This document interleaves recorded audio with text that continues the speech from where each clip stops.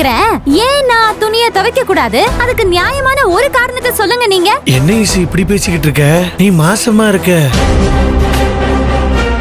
நான் எப்படிக்கா சின்னையாவை சமாளிப்பேன்? என்னால முடியாதுக்கா. நம்ம 2 பேரும் சேர்ந்து சின்னையாவை சமாளிக்கலாம். ஈசே. ஆனந்த ராகம் நாளை பிற்பகல் 3 மணிக்கு உங்கள் சன் டிவியில்.